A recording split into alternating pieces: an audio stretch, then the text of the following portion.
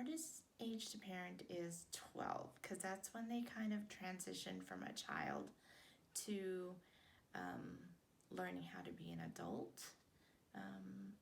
So sometimes they are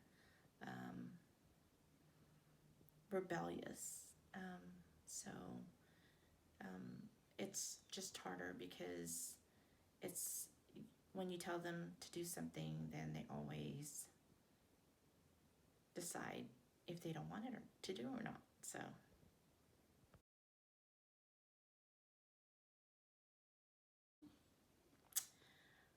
when my kids became adults, I became more of a friend and a confidant rather than a parent.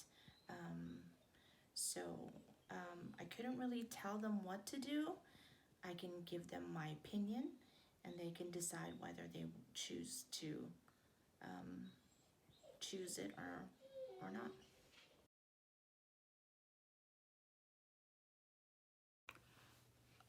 Being a grandparent is a blessing. I love to be a grandparent of my 8 grandkids, and they're just awesome. You just feel so obliged to spoil them and give them anything they want, and they kind of like take control of you. To be a grandchild is an honor. It's a feeling of being spoiled all the time. You can never do anything wrong. It's a place where you could go to your grandparents and do whatever you want, and everything's okay. Even when your parents give you that eye, you know that everything's okay because grandma and grandpa are gonna always have your back. It's also learning new traditions to be able to pass down to your children and generation after generation. Learning wisdom and the things that they learn throughout their life, like different cooking traditions. And my grandpa always once told me was this generation of children have more of an opportunity than they did, so we have to take advantage of that. And I think he did a great example of that as well.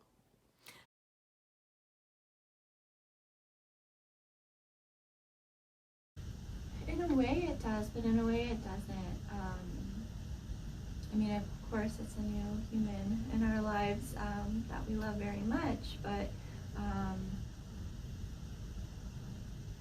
we're still a family like we have been. So, like, my husband and my relationship is, I would say, pretty similar to how it was before Madeline. We still share a lot of the tasks at home. We are kind of equal in how we approach caring for Madeline, like we are equal in how we approach our responsibilities at home. I think what probably shifted a lot, actually more so than having Madeline, was having a dog, Clyde. That taught us a lot about balance and being sure that we're being equal and fair, and who takes them on walks and so on.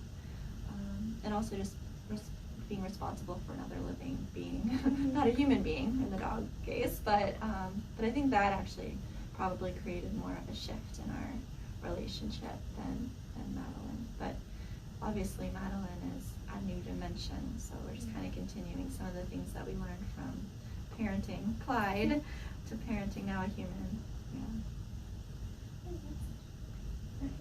Much more so than, I think also more so than, well,